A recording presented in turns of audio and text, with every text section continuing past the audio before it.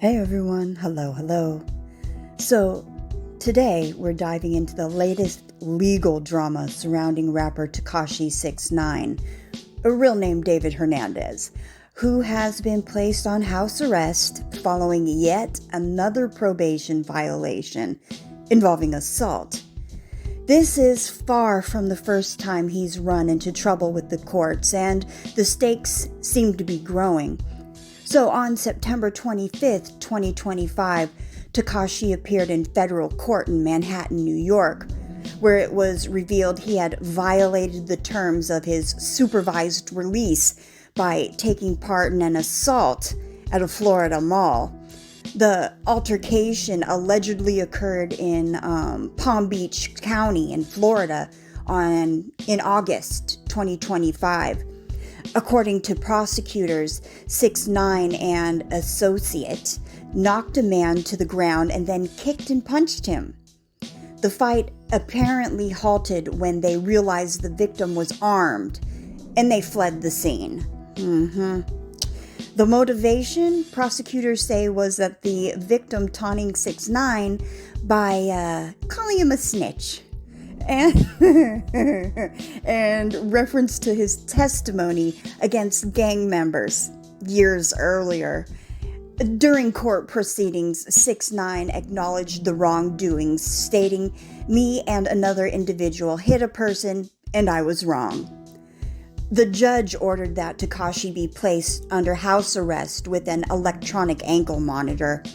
He's restricted to his home in Florida, though he may leave for religious services, medical and mental health appointments, legal meetings, and court appearances. The order mandates he be fitted with an ankle monitor within 24 hours of returning home. This new restriction is layered on top of other existing conditions from previous legal matters. A next hearing is scheduled for November 4th, 2025, when a judge will weigh cumulative violations and potential sentencing. To put this latest development in context, it's useful to review Tekashi's prior legal entanglements and how they tie into his current supervised release status. In 2018 and 19, 6ix9ine was prosecuted for racketeering and firearm charges tied to gang activity under the Nine Trey Gangsta Bloods. And he struck a plea deal, testified against his co-defendants, earning the snitch label in public, and was sentenced to about 2 years in prison. And then due to health concerns amid COVID, he was released early in April 2020.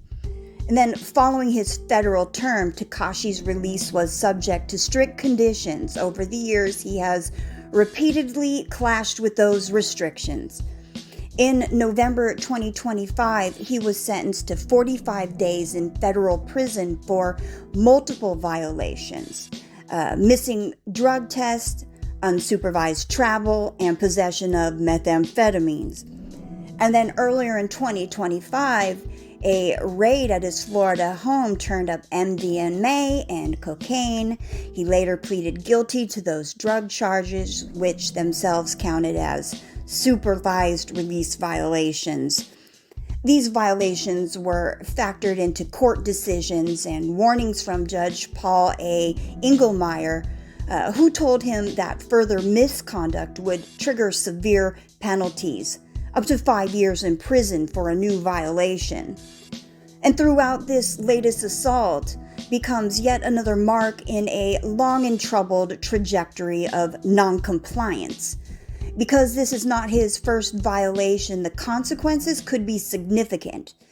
The court now has the authority to impose a prison sentence of up to 5 years on the new violation, per prior warnings. Now, at his November hearing, the judge will likely consider all cumulative infractions, not just the mall assault. And the house arrest is a temporary measure, not guaranteed protection. If further violations occur while under house arrest, those will count too. Tekashi's reputation is complex, known for provocative antics, but also for cooperating with law enforcement. His status as a snitch is central to both public perception and legal jeopardy. The assault allegedly stemmed directly from being taunted with that label. Repeated legal missteps could erode credibility with fans, collaborators, and courts alike. Each violation weakens his standing. His defense might argue provocation, that he was being attacked verbally and responded in the heat of the moment. They might push for leniency on the basis of prior cooperation or argue that this is a technical violation rather than a new criminal sentence warranting maximum punishment. The defense may also contest details of the evidence or negotiate a plea to reduce charges. The case underscores how high-profile individuals are scrutinized under supervision. It raises questions about the durability of plea deals. Does cooperation buy lasting immunity or only conditional reprieve? It illustrates how infractions, even seemingly small, less serious ones, can compound quickly in the criminal justice system. What can we learn from Tekashi's ongoing saga? The fragility of lenient deals. Even cooperation agreements carry long-term risks. Misconduct later can unravel all gains. And the relentless pressure of supervision. For someone under intense scrutiny, minor missteps can cascade into major legal fallout. And then public persona versus private accountability. His flamboyant, aggressive style might inflame legal trouble rather than help avoid it. Courts and consistency. Judge Engelmeyer has repeatedly warned 6ix9ine, and the judgment must balance, and that judge must balance mercy and deterrence, especially given his celebrity status. So yeah, that's it on the latest Tekashi drama. 6ix9ine's placement under house arrest is more than just a legal footnote. It's a pivotal moment in a long string of legal challenges. We'll watch closely and see what happens during the hearing coming up here on November 4th. All right, everyone, take care. Peace.